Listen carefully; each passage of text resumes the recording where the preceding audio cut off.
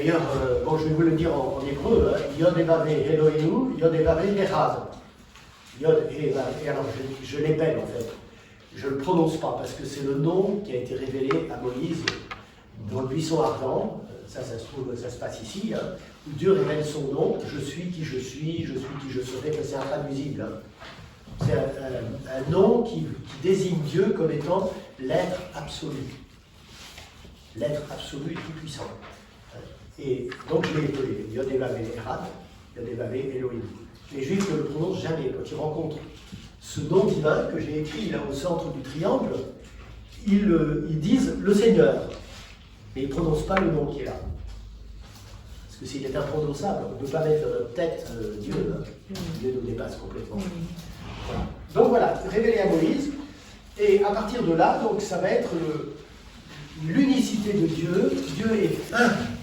Il n'y a pas de multiplicité de divinités pour chaque force, ça c'est du pipeau. Hein. Enfin, si vous voulez, c'est une interprétation humaine, c'est pas sans fondement, hein, mais c'est des interprétations humaines, et puis c'est une confusion entre des créatures spirituelles et l'être tout-puissant qui est Dieu, hein, qui est d'un autre ordre. Voilà. Donc, première alliance, le Dieu un se révèle, il se révèle comme le père de son peuple. Et il va vivre au milieu de son peuple, sous un signe qui est l'arche d'alliance, dans la première alliance. Donc tout ça, c'est des choses qu'on pourra revoir plus en détail, mais pour ceux qui veulent approfondir. Hein. Mais ça s'est passé dans la première alliance. Il y avait un sanctuaire qui s'appelait la tente de la rencontre, qui se déplaçait au milieu du peuple, et il y avait une manifestation visible de cette présence de Dieu à travers une colonne de nuée ou une colonne de feu.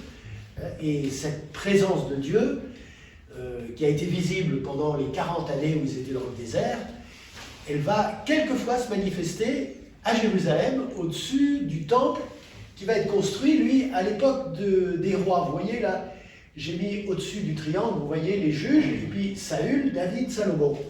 Et c'est au moment, à l'époque de David, que va se préparer la construction du premier temple à Jérusalem. Donc depuis Moïse jusqu'à David, l'arche d'alliance est sous une tente. Et Salomon va construire un temple dont l'esplanade existe toujours à Jérusalem. Elle fait 14 hectares quand même. C'était un monument gigantesque. Il y avait le cœur du temple, où il y avait le Saint et le Saint des Saints, et puis il y avait toutes les constructions autour, les colonnades, les lieux où se passaient les différents rites prévus par la religion juive, enfin la religion de la première alliance. Voilà. Et donc, il y avait, à plusieurs reprises, il y a eu une manifestation de la présence de Dieu sur ce temple. Voilà, une colonne de feu, un peu comme c'était passé pour Moïse sur le mont Sinaï.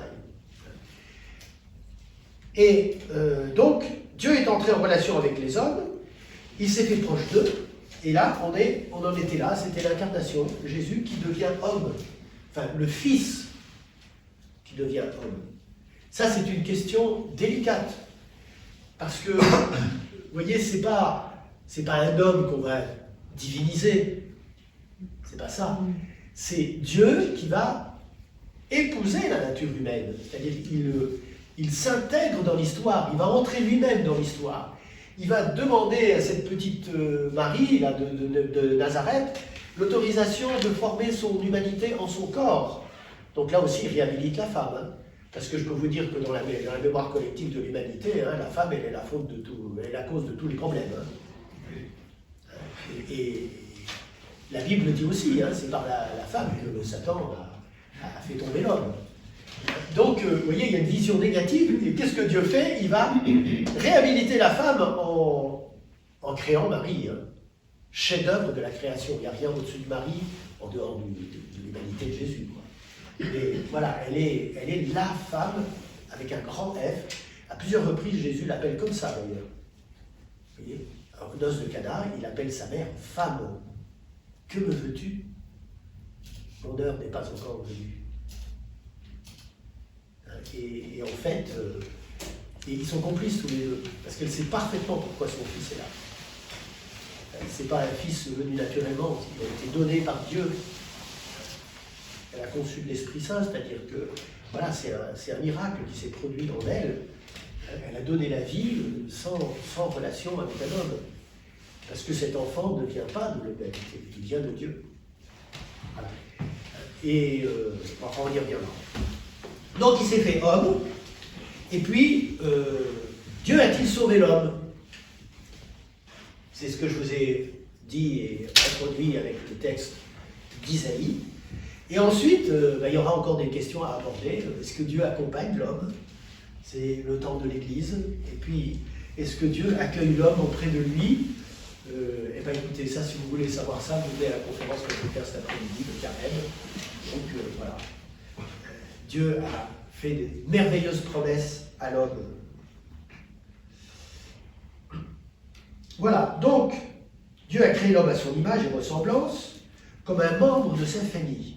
En fait, c'est ce qu'il voulait. Il veut que l'homme soit cette créature à la charnière du monde invisible et du monde visible, en donnant à l'homme, à l'être humain, un esprit qui est à la fois âme d'un corps et esprit spirituel fait pour l'alliance avec Dieu, alliance d'amour avec Dieu.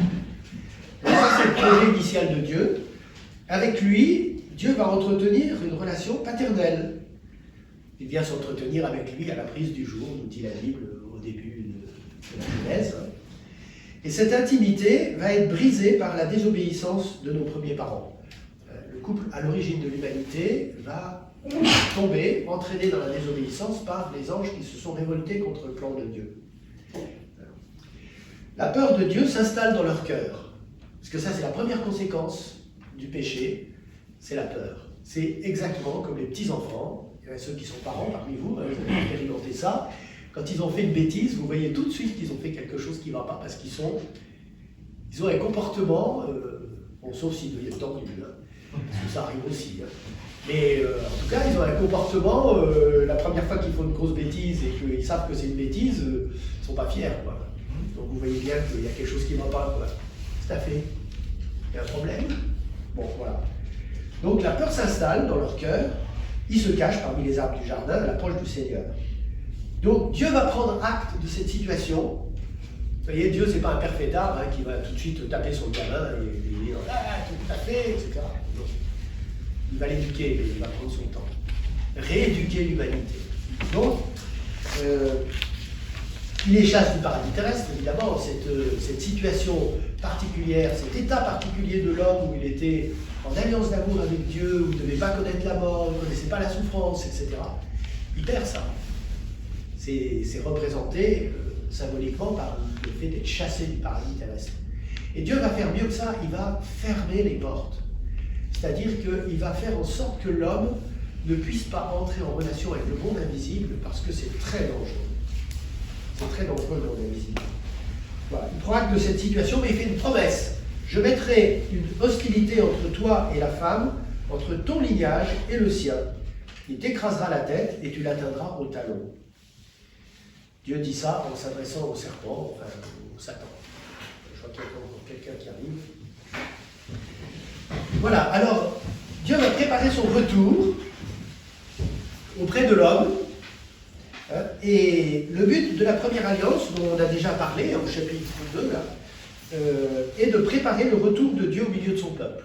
Il faut qu'il revienne. Donc, au début, comme je vous ai dit tout à l'heure, à travers des signes, qui sont la nuée, voilà, les manifestations physiques quoi, de cette présence de Dieu. Alors nous avons vu comment il se faisait proche des grands personnages de cette première alliance. Il s'est fait proche d'Abraham, de Moïse, de Jacob, enfin tous ces patriarches, et puis ensuite les prophètes, dans toute la période ici. Tous ces prophètes vont être sans arrêt là pour rappeler au peuple, attention, il y a l'alliance, il faut être fidèle à l'alliance et tout. Ils sont comme, vous savez,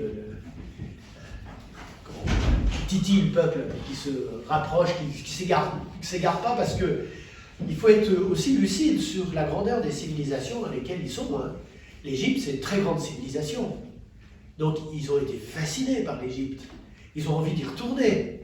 Donc, quand ils arrivent en terre de Canaan, ils vont être fascinés aussi par ce pays, parce qu'ils sont culturellement très développés. Ils profitent de tous les progrès.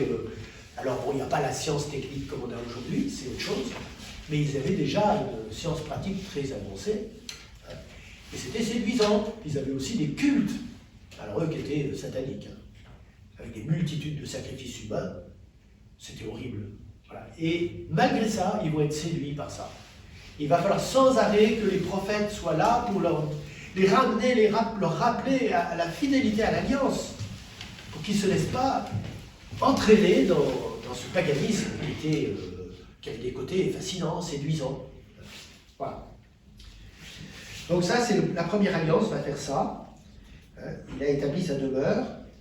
Et c'est au cours de cette première alliance, mais surtout dans la deuxième partie, c'est-à-dire à partir de la période des rois, et puis du judaïsme, un peu moins à la fin du judaïsme, mais surtout la grande période des rois, pendant 6 siècles surtout, il va y avoir un prophétisme important, et beaucoup de prophètes qui vont annoncer la venue du Messie. Alors on ne sait pas qui il est, mais voilà, je ne sais pas si je vous avais déjà donné la photocopie de cette feuille-là, je donne les références. Voilà, donc par exemple, Moïse qui annonce la venue d'un prophète qui sera semblable à lui, et il faudra que vous l'écoutiez. Donc ça, c'est dans le livre du Deutéronome. Je vais vous donner les photocopies, parce que sinon... Ensuite, le prophète Balaam, un prophète païen qui a été payé par Balak pour maudire le peuple, mais qui va le bénir et annoncer la venue d'un personnage mystérieux et lointain. Bon, Balaam, Balak, ça se passe, vous voyez, à la fin de l'Exode. On est au XIIIe siècle avant Jésus-Christ. Donc c'était lointain encore. Hein.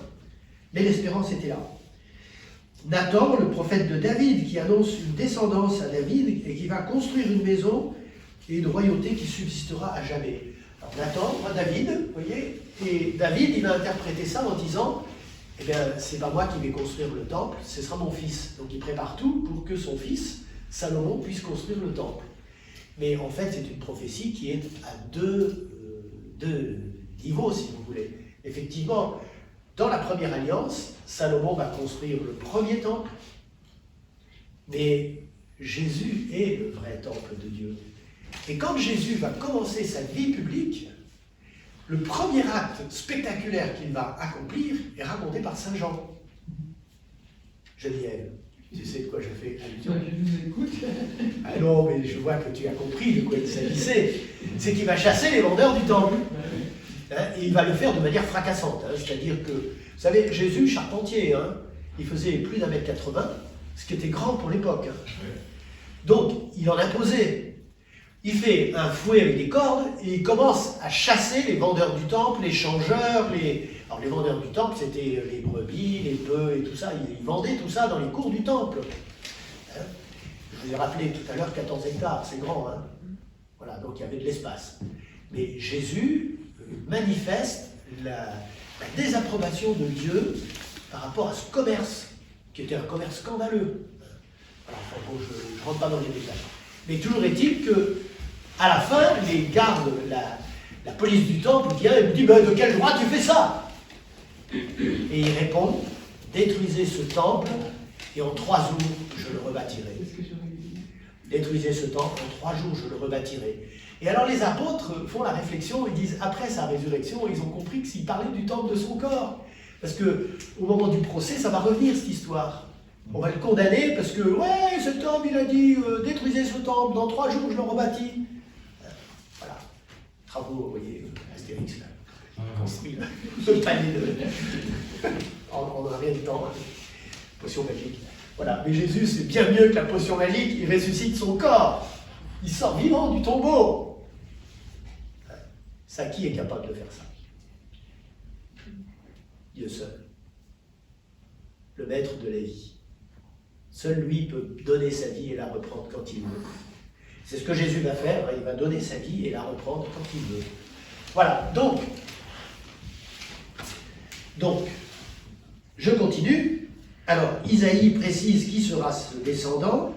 Son nom sera Emmanuel. Donc, je vous ai fait allusion à ces chants du serviteur, les 4 chants du serviteur, hein, et annoncer le nom de ce prophète qui viendra, de ce serviteur de Yahvé, du Seigneur.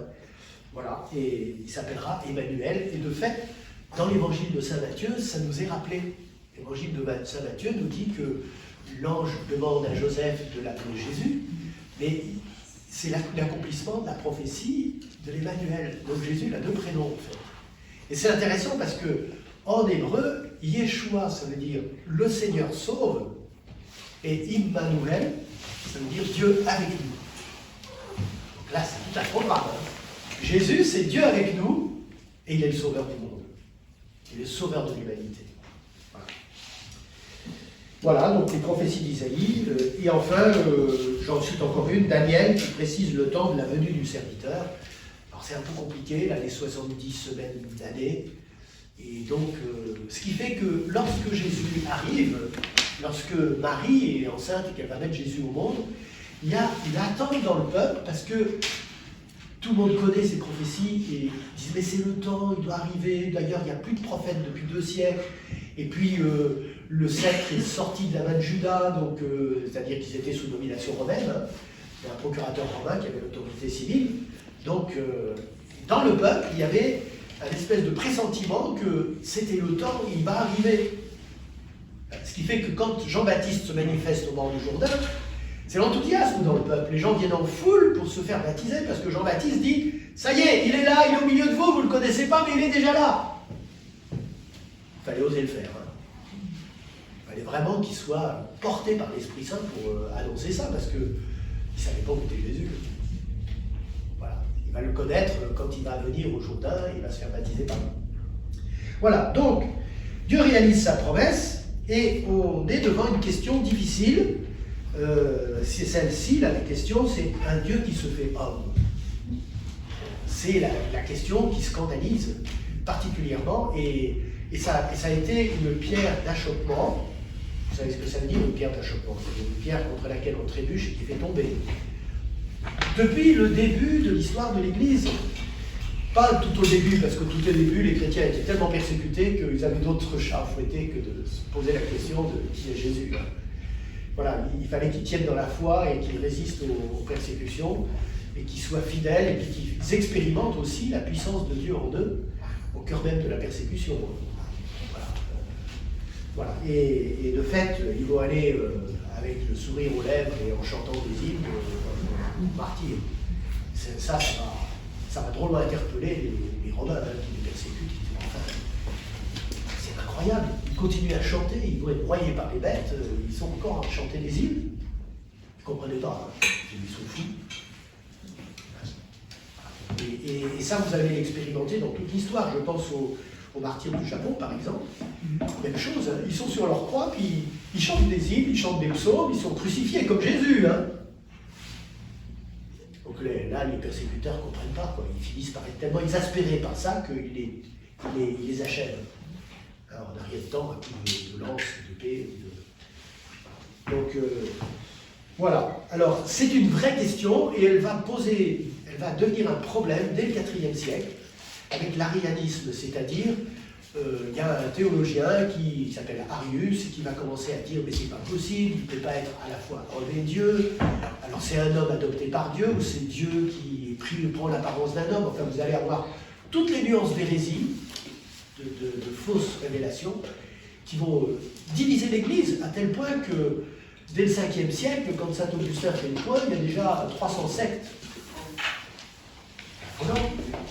Affolant. Dès qu'on quitte la communion avec celui qui est le signe de l'unité dans l'Église, à savoir l'évêque de Rome, le successeur de Pierre, et bien c'est l'éclatement. Ça éclate complètement. Il va se passer la même chose au moment de la crise protestante. Vous allez avoir Bossuet qui va faire 150 ans après l'histoire de Luther, il fait le bilan et il découvre qu'il y a déjà des centaines d'églises différentes dans le protestantisme.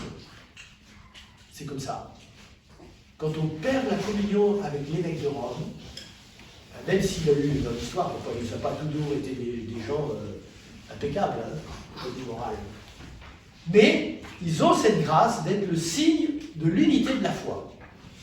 Et d'ailleurs, dans toute l'histoire, on se faisait un honneur d'être en communion avec l'évêque de Rome. Communion dans la foi avec l'évêque de Rome, même si on a une liturgie qui est célébrée différemment, parce qu'on est d'une autre culture. Et ça, c'est pas le problème. Les orthodoxes, ils célèbrent de manière toute différente de nous. Et pourtant, c'est le même mystère qu'ils célèbrent. Ils ont le même sacerdoce.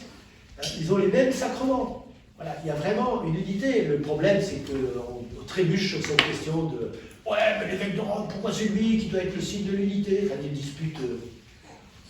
Les hommes divisent. Dieu fait l'unité, mais l'homme divise. Tout le temps à travers l'histoire. Donc, voilà. La question de cette incarnation, donc cette descente du Fils de Dieu parmi les hommes, c'est que, voilà, vous avez deux mondes, le monde spirituel et le monde matériel.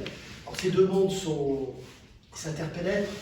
C'est un peu difficile, cette question, il faudrait qu'on y revienne, mais on ne peut pas tout dire. Hein. Vous voyez, ouais, ben, mon stylo, il marche plus bien. Je vais qui marche, parce que celui-là, ça va donner.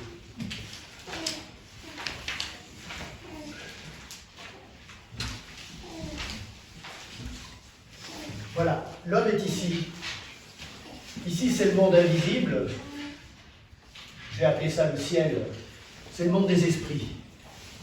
Hein? Au-dessus, ben, il y a Dieu. Ici, je mets un pointillé parce qu'entre Dieu et nous, il y a un fossé infini. Hein. Lui, il est et nous, on reçoit. Tout par participation, l'acte de création. Donc là, c'est le monde des anges. C'est une façon globale de parler des êtres spirituels. Hein. Mais je peux vous dire qu'ils sont myriades de myriades. Et puis, c'est d'une diversité, d'une variété extraordinaire. On aura des choses à découvrir hein, dans tout le monde. Hein. On aura vraiment besoin de l'éternité pour découvrir tout ça. Hein. C'est bon, c'est beau. C'est varié. Voilà. Et l'homme, il est là. L'homme, il est là. Il a ce privilège incroyable d'être entre le monde visible, que j'appelle ici la terre, et le ciel, le monde invisible. Donc là, vous allez avoir la matière, le vivant, au-dessus, puis vous montez, puis vous arrivez à l'homme. Hein. On est un être vivant aussi, mais un être vivant qui est en même temps spirituel. Nous, on est une espèce de synthèse de la création. On réunit les deux mondes. Et c'est pour ça que Dieu va d'ailleurs entrer dans la création, ici. Dieu se fait homme en Marie, c'est-à-dire qu'il va lui venir au cœur de son chef-d'œuvre, qui est la création, et il va venir au cœur pour sauver la création, pour que la création retrouve sa finalité, malgré la désobéissance des anges et des hommes. Malgré la désobéissance, voilà, Dieu veut absolument la réussite de son projet. Et même les anges révoltés et les hommes révoltés contre Dieu, ils ont aussi un rôle à jouer dans la création, et ils ont une place à jouer aussi. Ils manifestent quelque chose de la grandeur et de la gloire de Dieu, de la beauté de Dieu. Voilà. Donc, bah oui, il se fait homme. Mais vous savez, la foi chrétienne, c'est pas une foi rationnelle. Hein. C'est-à-dire qu'il y a un moment où la raison, elle est obligée de capituler. Je ne sais pas comment vous dire. Il y a des raisons de croire. C'est-à-dire que, quand vous regardez l'Évangile, Jésus, il accomplit des signes. Et il dit bien, d'ailleurs, à ses adversaires, qui sont scandalisés, dérangés par la façon dont il se manifeste, il leur dit, je ne vous demande pas de croire à des paroles, je vous demande de croire à cause des actes que je pose. Si vous ne croyez pas aux paroles, croyez au moins aux actes. Vous en connaissez beaucoup, vous, des prophètes qui peuvent se dire, un lépreux en venant le toucher, je le veux, sois purifié, paf, instantanément il est guéri, les membres mutilés réapparaissent. Vous en connaissez beaucoup qui font ça, vous? Moi, j'en connais pas, hein. On voudrait bien. Bon, vous voudriez bien, hein. Et puis ensuite, vous avez une tempête terrible sur le lac de Tibériade, hein, à tel point que Pierre, qui est quand même un marin, il est expérimenté, il a 40 ans, sa barque, il l'a conduit, c'est pas un petit esquif, hein, c'est quand même une barque un peu importante, quoi. Hein, puisqu'il peut y avoir plusieurs personnes dessus, ils vont à la pêche, et ça. Puis là, ils sont pris dans une tempête épouvantable, ils prennent l'eau de toutes parts, les vagues sont tellement hautes que ça rentre dans la barque. Puis, Jésus, nous guérissons! Et là, silence, tais-toi! Calme plat. Instantanément, vous êtes capable de faire ça? C'est dommage. Bon, et vous en avez plein l'Évangile. Alors, il y en a qui vont dire, je pense à Renan au début du XXe siècle, oui, tout ça, ça a été inventé par les premiers chrétiens qui avaient guéri. Et vous croyez que les premiers chrétiens, ils auraient accepté de se faire crucifier, flageller, martyriser, couper en morceaux, écarteler, tout ça? Ils auraient accepté si ça avait été des choses inventées?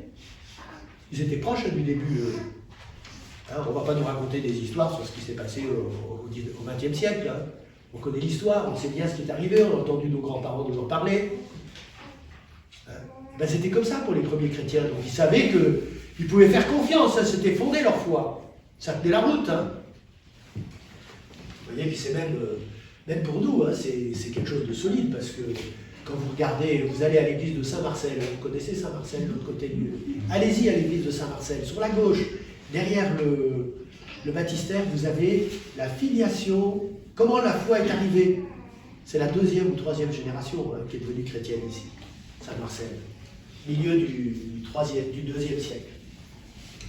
Donc voilà, c'est venu rapidement. Donc ces gens-là, ils ont tous été martyrisés. Hein, Saint-Potin, Sainte-Blandine et tout ça dans le cirque de Lyon, au milieu du second siècle. Et il venait, Saint-Potin, il avait été envoyé par Polycarpe, qui était disciple de Saint-Jean. Polycarpe, il avait déjà 40 ans quand Saint-Jean est mort. Et il savait de quoi il parlait, quoi. Il avait été formé par l'apôtre Jean. Et puis il a envoyé ensuite des missionnaires. Il était à Smyrne, il a envoyé des missionnaires en Galicie, en Gaule, ici. Il a envoyé à Lyon, qui était la ville importante de la... Je ne sais plus comment ça s'appelait, cette partie de la Gaule. Mais voilà, c'est vraiment proche, quoi. Ils étaient des témoins tout proches de l'origine. Voilà. Donc, Jésus a accompli ces signes. C'est pas du roman, hein. C'est réel. C'est réel qu'il d'abord ce signe-là. Il est quand même massacré, littéralement. Hein. La flagellation romaine, c'était pas avec des verges et des petits fouets gentils, hein. Et la lanières de cuir, c'était pas ça du tout. C'était du déchiquetage. Son corps a été déchiqueté. Le Saint-Suaire témoigne de ça. Il a pris un nombre 120 coups de fouet à peu près, avec des osselets au bout, des crochets de fer. Donc ça lui a arraché la peau. Il était une plaie unique. Son corps était transformé en une véritable plaie. Voilà. Et qu'est-ce qu'il fait? Au matin du 3e jour après sa mort, c'est-à-dire le 1er jour de la semaine, il sort vivant de son tombeau. Avec des signes quand même étonnants. Les linges sont là, ils sont vides, ils sont affaissés sur eux-mêmes. Et il ressuscite son propre corps. Alors, je peux vous dire une chose aussi, c'est important ça, c'est que après sa résurrection, Jésus ne se montre plus à ses ennemis. Hein. Ceux qui l'ont crucifié, il ne va pas se manifester à eux, mais il va se manifester à des centaines de chrétiens, oui, c'est les premiers chrétiens, les apôtres, les disciples. Il commence d'ailleurs par des femmes. Honneur aux femmes. Elles sont les premières à être témoins de la résurrection de Jésus. La toute première, c'est bien sûr la Vierge Marie. Vous pensez bien que la première chose qu'il a fait, c'est d'aller consoler sa mère. Hein. Et puis ensuite, il apparaît aux femmes qui sont venues pour faire les soins sur son corps, hein, avec les onguents et tout ça. Il leur apparaît sur le chemin, il leur dit « Allez dire à mes frères que je suis vivant ». Et puis ensuite, il apparaît à Marie-Madeleine, hein, cette pécheresse qu'il a sauvée au cours de sa vie publique. Il apparaît et ça continue comme ça, les apparitions se multiplient pendant 40 jours. Et enfin, il monte au ciel en entraînant avec lui tous les justes de l'histoire, depuis le début de l'humanité. Il les emmène avec lui dans la maison du Père, vers Dieu. Et nous savons qu'il y a un but à cette histoire-là. Ça ne va pas s'arrêter là. Vous lisez le récit de l'Apocalypse, vous voyez à la fin du livre de l'Apocalypse que ce règne de Dieu va petit à petit descendre, se rapprocher de l'humanité. Et même la terre sera transformée. Les cieux nouveaux, les terres nouvelles, dit Saint Pierre. En fait, la Jérusalem céleste va devenir une avec l'Église de la terre. Et ça reste vrai aujourd'hui pour nous. C'est proche, c'est très proche.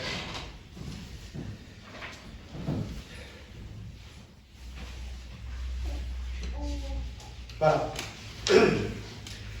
Alors, Marie, je reviens à elle parce que c'est quand même étonnant, hein, c'est ce qu'elle joue comme rôle. Elle est celle qui a dit oui à tout ce que Dieu lui propose. Elle répond donc à l'ange Gabriel, je suis la servante du Seigneur, il me soit fait selon ta parole.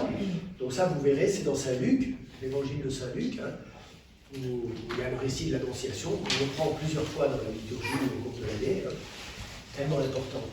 Il y avait même une tradition qui vient du Moyen-Âge, enfin de la fin du premier millénaire, c'est la tradition de l'Angélus. Et qui reste encore marquée par le fait que nos clochers sonnent le matin, à midi, le soir, ding, ding, ding, 3 fois 3 coups, puis ensuite une volée. Et en fait, c'est une petite prière courte qui nous rappelle l'incarnation au chemin. L'ange du Seigneur fit l'annonce à Marie, elle a conçu par l'Esprit Saint. Voici la servante du Seigneur, qu'il me soit fait selon ta parole. Et le Verbe s'est fait chair, et il a demeuré parmi nous. Ensuite, on récite le Je salue Marie, puis on y a l'horizon. Voilà. Donc voilà, Marie, elle est vraiment la porte. Hein. Elle ouvre la voie à l'Esprit Saint, qui la prend sous son nom. Ça, c'est important. Vous voyez, donc, ici, c'est le Père qui se révèle. Ici, le Fils se révèle. Mais, vous voyez, l'Esprit est à l'œuvre, déjà. L'Esprit Saint est à l'œuvre en Marie pour que se réalise la venue de Dieu, parole, qui est le Fils. Et il va revenir, lorsque Jésus est remonté vers le ciel, lorsqu'il a glorifié son humanité, eh bien, il va revenir, l'Esprit Saint. C'est la promesse que Jésus fait aux apôtres. Ne vous éloignez pas de Jérusalem, il leur dit le jour de l'Ascension, hein, jusqu'à ce que vous ayez reçu le don que je vais vous faire d'auprès du Père.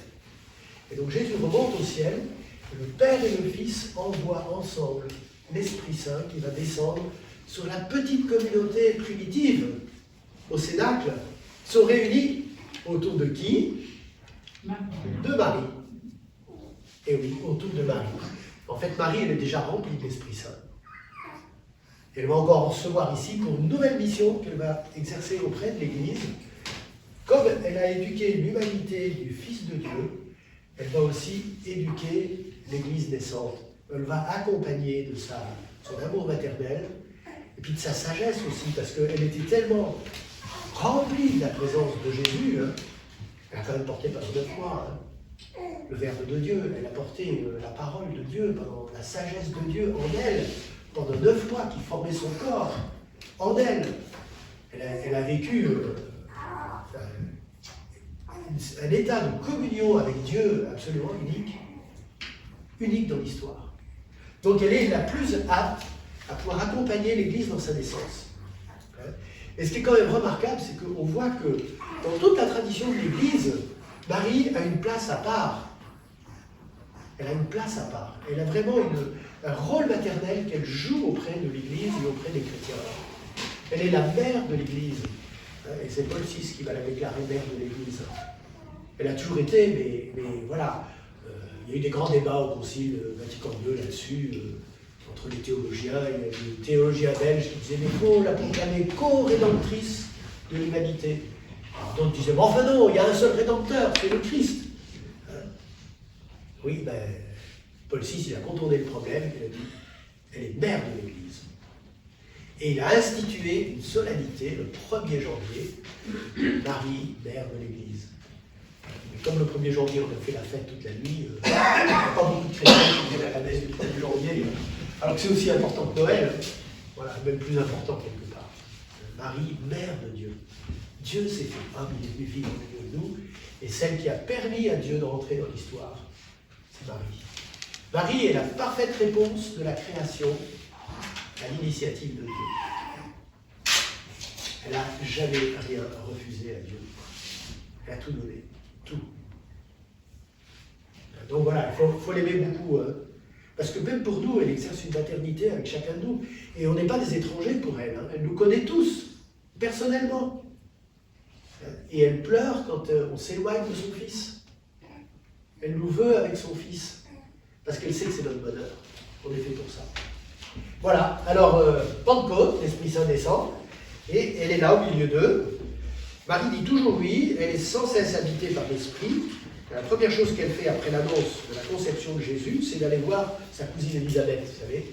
Elle va lui porter la joie en fait, parce que l'ange lui dit ta cousine Élisabeth attend un enfant, elle en est au 6e mois.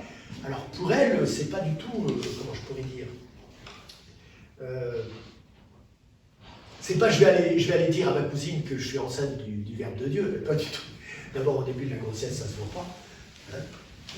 Elle arrive, et là il se passe un truc incroyable, c'est que Jésus agit déjà, l'esprit, le Verbe divin agit, et le petit Jean-Baptiste qui a 6 mois, qui est dans le sein de sa mère, il se met à danser dans le sein de sa mère.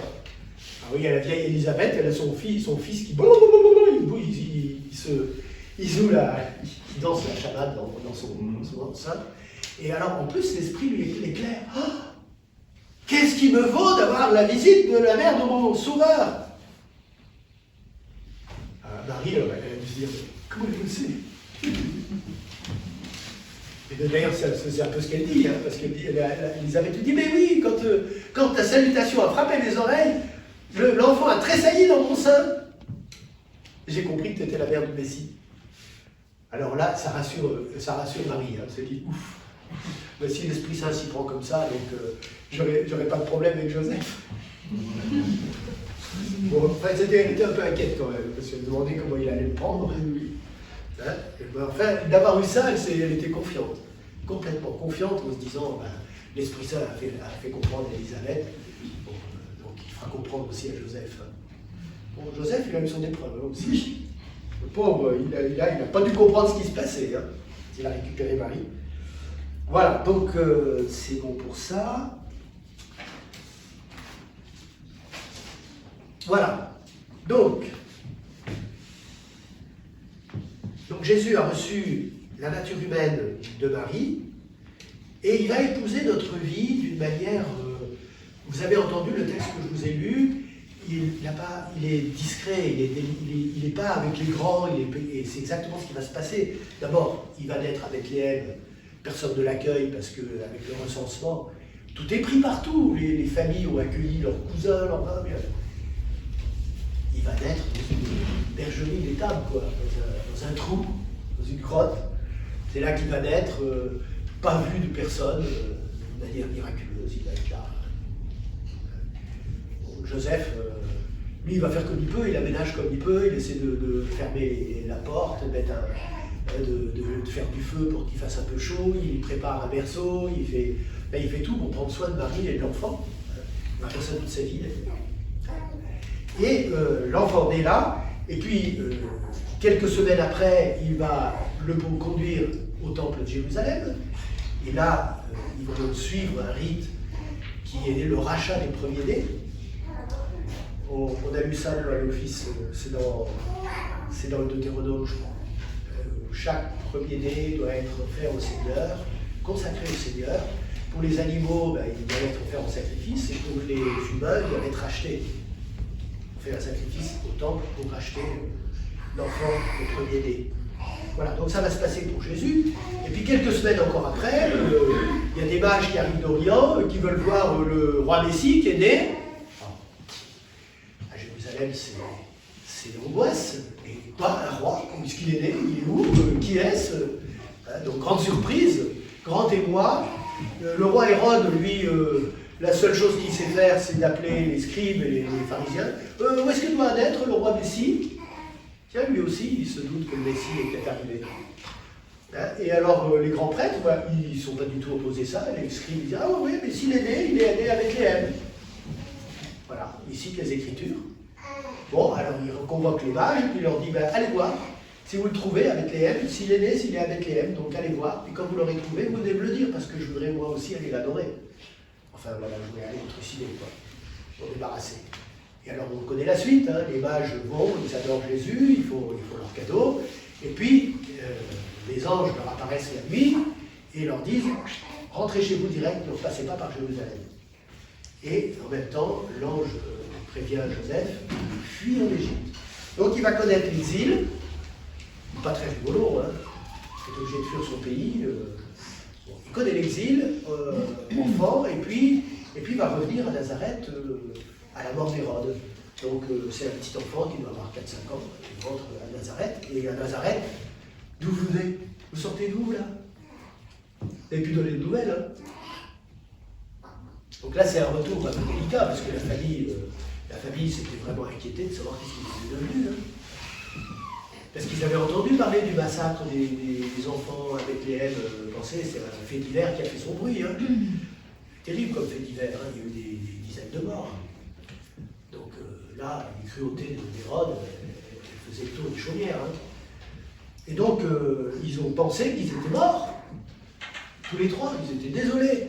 Et là, voilà, tout d'un coup, qu'ils réapparaissent. Au bout de quelques années, les là qui reviennent. Bon, ça n'a pas dû être simple. Bon, enfin bref, ils viennent, ils vont grandir là, petit village de Galilée, dans les collines de Galilée, loin de Jérusalem, on est à 140 km à peu près de Jérusalem. Hein. Donc, tout le monde l'oublie. Hein. Et puis, il est tellement discret, il va apprendre le métier de son papa, il est charpentier, son papa. Hein.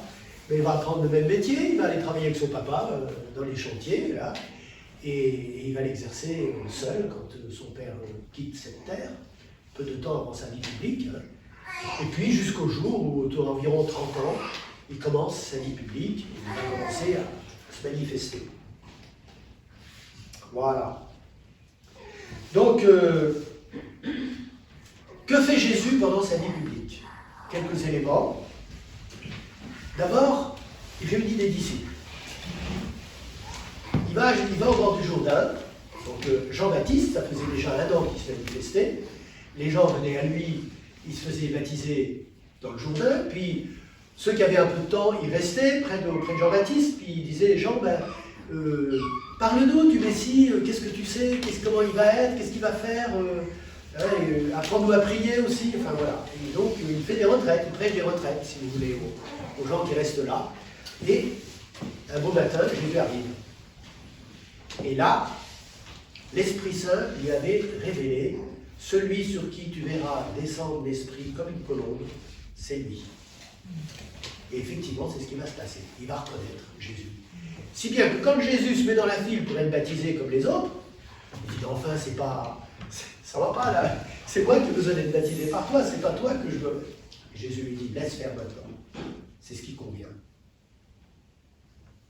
En fait, Jésus commence la nouvelle création. Cette humanité qu'il a reçue de la Vierge Marie, il va symboliquement manifester cette recréation. Elle sort des eaux du Jourdain, la création nouvelle, et il va être investi de l'Esprit Saint. Et l'Esprit Saint, à ce moment-là, le pousse pour commencer sa mission publique. Donc, premier acte de la mission publique de Jésus, il va casser la figure au démon. Celui qui avait foutu le bazar au début par sa désobéissance et entraîné l'homme dans sa désobéissance, il va le défier et il va le vaincre. Il va vaincre la tentation du démon. C'est brièvement raconté par les évangiles de Matthieu, Marc et Luc. Et qu'est-ce qu'il fait ensuite? Il aurait pu rentrer à Nazareth, mais pas du tout, ou commencer sa vie publique. Donc il va de nouveau auprès de Jean et il va lui piquer un certain nombre de ses disciples. En fait, je ne devrais pas parler comme ça parce que Jean les avait préparés pour lui, pas pour les garder. Et il va même leur dire, c'est lui l'agneau de Dieu, c'est lui qu'il faut suivre maintenant. Et de fait, il a 2 disciples qui vont commencer tout de suite à suivre Jésus, ils n'osent pas s'approcher, ils le suivent. Il y a eu Jean-Paul II a fait des JMJ avec Que cherchez-vous? Maître, où demeures-tu? Venez et vous verrez. Et ils vont passer la soirée avec lui. Et Jean-Paul II a développé tout l'enseignement des JMJ, je ne sais plus lesquels c'était, si c'était Paris ou avant, mais autour de cette parole. Maître, où demeures-tu? Venez et vous verrez. Voilà, et donc ils vont être avec Jésus, et alors là, c'est le coup de foudre, hein. Ils sont séduits. Ça peut être que lui, d'ailleurs. André, quand il va voir son frère Simon, il lui dit « Simon, on a trouvé le Messie !» Comment tu as trouvé le Messie? Ah oui, c'est lui, c'est Jésus de Nazareth, tu sais, c'est lui que Jean a baptisé l'autre jour. Là. Et Simon est tellement surpris de voir l'enthousiasme de son frère André qu'il vient voir, mais avec, vous savez, son caractère, il était très réaliste, hein, il a les pieds bien plantés, Simon. Donc il arrive devant Jésus, et puis Jésus lui dit « Ah, Simon, tu es Simon, fils de Jean, désormais tu t'appelleras Képhas, Pierre. » Ah bah dis donc. Vous avez déjà rencontré quelqu'un comme ça qui, la première fois qu'il vous voit, il vous dit de qui vous êtes le fils, et puis il vous dit, vous t'appelles désormais, tu t'appelleras, Jolet son nom, là. Stupéfiant, hein. Bon, Pierre, ça lui a fait un choc. Hein. Il s'est retrouvé avec un nom nouveau. Bon, c'est pas tout de suite qu'il va suivre Jésus, hein. Il sera quand même dans ce cas-là. Hein. Parce qu'il va y avoir tout un petit groupe de disciples qui vont remonter au Galilée avec Jésus, qui vont être témoins des premiers miracles. Donc vous voyez, ça commence comme ça. Il réunit des disciples. Ensuite, qu'est-ce qu'il fait? Ah ben c'est simple, il annonce le royaume de Dieu. Mais c'est quoi le royaume de Dieu? Le royaume de Dieu est parmi vous, et convertissez-vous, croyez à la bonne nouvelle. Bonne nouvelle, en grec, ça s'appelle évangélion. On a transposé évangile. Donc quand vous lisez les évangiles, vous lisez une bonne nouvelle. Et la bonne nouvelle, c'est que Dieu nous aime, qu'il a envoyé son Fils, et que son Fils va nous réconcilier avec lui. Il va effacer le péché du monde, et il va nous sauver de la mort. Il va nous sauver de la mort. Parce que finalement, la mort, c'est le seul véritable drame de la vie, non? Si on tombe malade et qu'on guérit, ça va bien. Hein, et là, il s'agit de la mort. Et là, personne n'échappe à la mort. Moi, je connais personne qui échappait à la mort. Ah si, il y a peut-être une personne qui a échappé à la mort. Pas Jésus, hein, il n'a pas échappé à la mort. Marie. Marie. Et oui, quand le pape Pie XII a défini le dogme de l'Assomption, il avait parlé, dans son texte initial, il avait parlé de la mort de Marie. Donc comme si Marie était morte et ressuscitée comme son fils. Hein. Eh bien, Marie est apparue à un petit garçon de 12 ans à Rome, en lui disant, tu vas aller voir le pape, hein, puis tu vas lui dire, il ne faut pas mettre le mot mort. Hein. Eh bien, vous savez que ça a marché. Hein. Il a réussi, les parents, quand le gamin a dit ça, les parents ont dit, mais bon, enfin, ils ont d'abord vérifié que leur gamin ne disait pas n'importe quoi, mais ils ont eu un rendez-vous avec le pape. Et le petit, il a dit, mais moi, Marie, elle vient de me voir, et puis elle m'a dit, il ne faut pas mettre le mot mort dans ton texte. Eh bien, il l'a enlevé, figurez-vous. Vous pouvez aller voir le dogme de la proclamation de l'Assomption de Marie, il n'y a jamais le mot mort. Il y a une dormition. Intéressant, hein.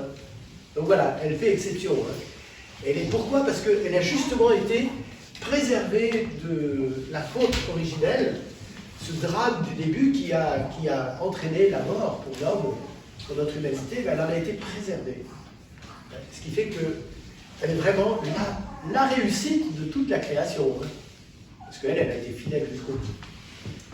Voilà, alors donc il annonce le royaume de Dieu et nous appelle à la conversion, parce que pour entrer dans le royaume de Dieu, il faut se convertir, il faut quitter nos objectifs terrestres pour entrer dans des objectifs éternels. Parce que les promesses du royaume, elles dépassent la vie terrestre. Hein. Sur Terre, on va préparer un métier, on va faire des projets, on va se marier, on va se consacrer à Dieu, ou je ne sais pas quoi, on va partir aider les petits Africains, Sud-Américains, je ne sais pas quoi, enfin vous voyez, on fait des projets terrestres. Mais là, Jésus nous dit non, vos projets, il faut que vous ayez une vision grande, une vision au-delà de la mort. Parce que moi, je vais vous libérer de la mort. Ah bon? Pourtant, on meurt quand même. Oui, mais c'est plus la mort d'avant. Hein. Avant la venue de Jésus, c'était terrible parce qu'on était au shéol, on était enfermés dans les enfers, on était prisonniers de Satan. Jésus il est venu foutre le bazar dans tout ça, il a brisé les portes de la mort et il a entraîné tous les justes de l'ancien temps avec lui dans la gloire. Et nous, quand on va arriver à notre mort, ce sera le jugement tout de suite. Hein. C'est-à-dire que si on a choisi l'amour de Dieu et du prochain jusqu'au mépris de soi, eh ben c'est le ciel.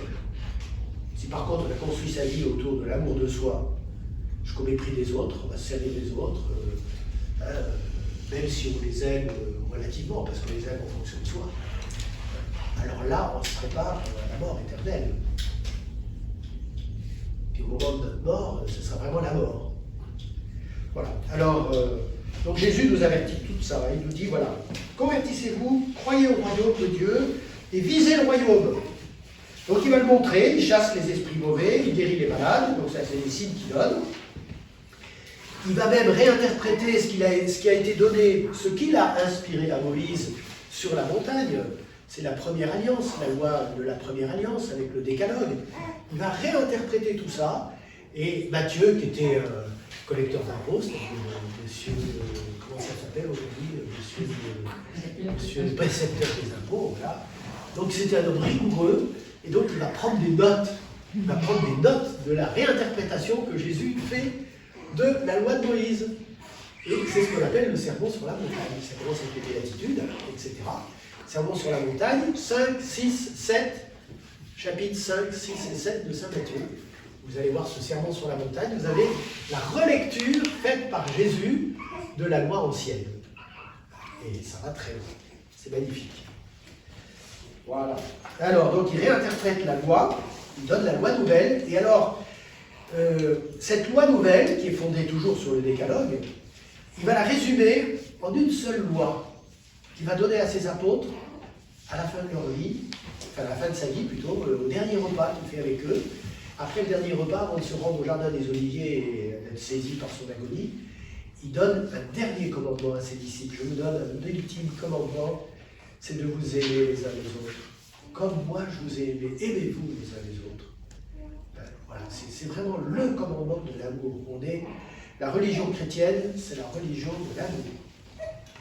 Commandement qui dirige cette religion, qui est au-dessus de tout, du culte et de tout, les pratiques. L'amour du prochain et l'amour de Dieu. Et c'est un seul événement. Parce que si vous aimez Dieu, il va vous renvoyer à l'amour du prochain. Voilà. Et Jésus prépare ses disciples à sa mort sur la croix et il leur annonce la résurrection.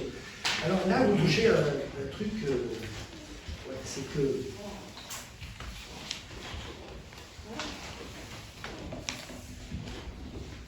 ne sais pas s'il ne faut peut-être pas que je m'arrête, moi. Oui, voilà. Donc, je vais terminer là, puisque c'est le texte que j'ai lu au début. Donc Jésus, pendant sa vie publique, il ne va pas tromper ses apôtres, c'est clair. Il va leur annoncer à plusieurs reprises. Petit à petit, dans les premiers mois, il ne va pas les assommer avec ça parce qu'ils ne comprendraient pas. Mais petit à petit, il va leur faire tourner leur regard vers Jérusalem en disant « Jérusalem, c'est là où je vais donner ma vie.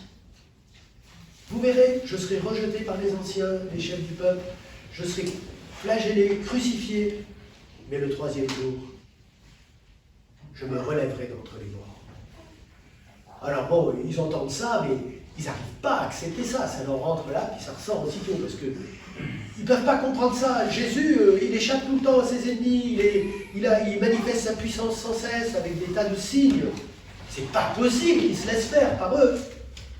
Bien si, parce que Jésus veut s'identifier aux plus malheureux de l'humanité. Il va se mettre à leur niveau. Et en fait, il va porter le péché du monde, il va porter la souffrance humaine, toute la souffrance humaine. Et il va l'annihiler ou l'anéantir par son acte d'amour suprême, qui est qu'il accepte la mort pour annuler tout ça. Et c'est là où on voit la toute-puissance de Dieu qui est capable de transformer ce que nous avons cassé, quoi. Et de restaurer, c'est fabuleux, quoi. Dieu, quand il restaure, c'est pas, vous savez, comme un vase qu'on a cassé, alors on met de la colle, on fait des... Je vois bien qu'il a été cassé, vous allez dans les musées, vous en voyez plein. Non, c'est pas comme ça. Lui, comme Dieu restaure, la restauration est plus belle que ce qui était à l'origine. C'est une résurrection, en fait, c'est un relèvement total. Voilà, c'est comme ça qu'il va faire. Alors sa résurrection, personne n'a vu. Quand les femmes arrivent au tombeau, le tombeau est déjà vide, il n'y a pas de témoin. Il n'y a pas de témoin. Même les soldats qui étaient là, ils n'ont rien vu. Parce que les soldats, ils ont été secoués par le tremblement de terre, ils étaient comme en léthargie. Ils n'ont pas vu Jésus sortir du tombeau. Personne ne l'a vu. Et il va se montrer, comme je vous l'ai dit, il commence d'abord par se montrer à des femmes. Alors là, les apôtres, ils vont se prendre un savon le soir. Ah non, mais sérieux, hein. Parce qu'ils n'ont pas cru les femmes. Hein. Les femmes qui arrivent, qui disent, mais on l'a vu sur la route, il nous a salué, il est vivant. Hein. Alors, ce qui est incroyable, c'est qu'ils n'ont même pas eu l'idée d'aller demander à la mère. Ça leur est pas venu à l'idée, ils étaient tellement bouleversés par ce qui vient de se passer. Déjà, la passion, ça les avait mis... et là, ils étaient tous comme une volée de moineaux, vous savez, comme... ça part de tous les côtés, les apôtres, c'est ce qu'ils avaient fait. Hein. Bon, alors, en plus, il y en a un qui le vend, l'autre qui le redit, Pierre. Ben, il n'était pas fier, lui, alors. Il avait honte de lui. Hein.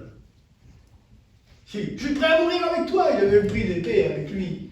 Et puis, qu'est-ce qu'il fait dans la cour du grand prêtre? Je ne connais pas cet homme, il y a une petite servante qui lui dit, ah, mais si, mais je te connais, toi, je t'ai vu avec lui. Ah non, je ne connais pas cet homme. La petite servante, il a peur d'une petite servante. Quand le coq chante, alors là, je ne vous dis pas les larmes qu'il a versées. Oh, il s'est dit, mais c'est pas vrai, je l'ai renié. Donc là, il était atterré, le pauvre Pierre, je pense qu'il était dans un tel choc que... Donc avec Jean, ils vont courir au tombeau, ils vont effectivement voir que le tombeau est vide. Eux, ils vont voir ni Jésus, ni les anges se montrent qu'aux femmes, en disant, allez dire, avait dit à mes disciples que je les précède en Galilée. Allez dire à ses disciples. Donc, ils n'y croient pas. Hein.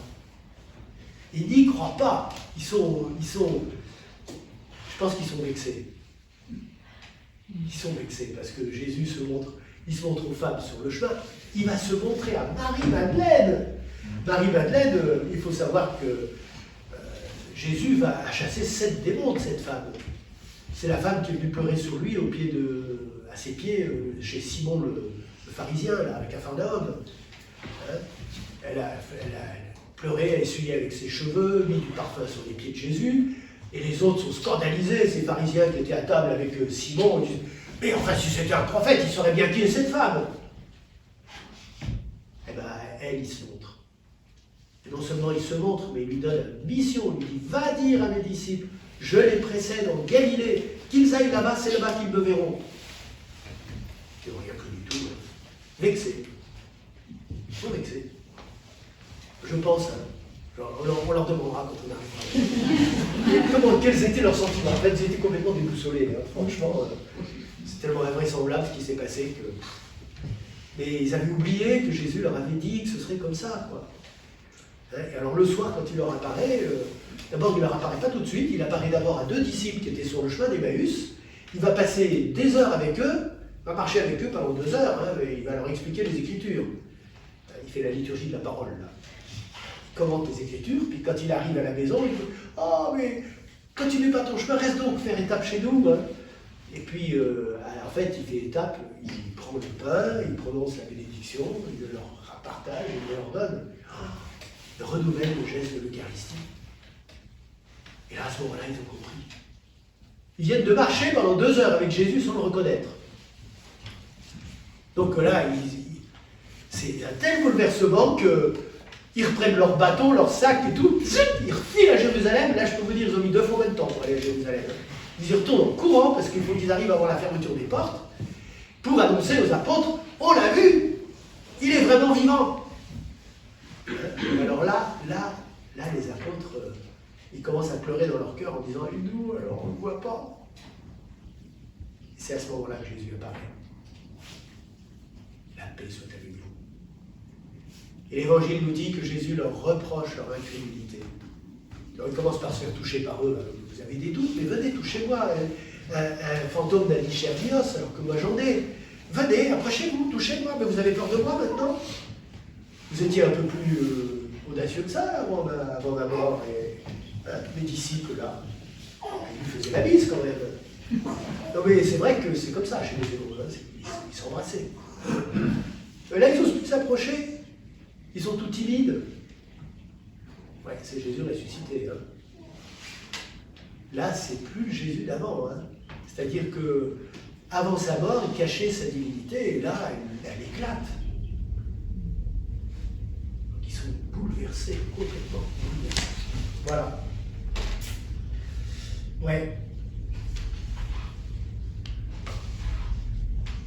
Donc en fait, Jésus nous révèle quelque chose de nouveau. Hein. La résurrection, Il a accompli le salut du monde. Et la résurrection qui nous est promise, c'est pas une réanimation, c'est pas la résurrection de Lazare, par exemple.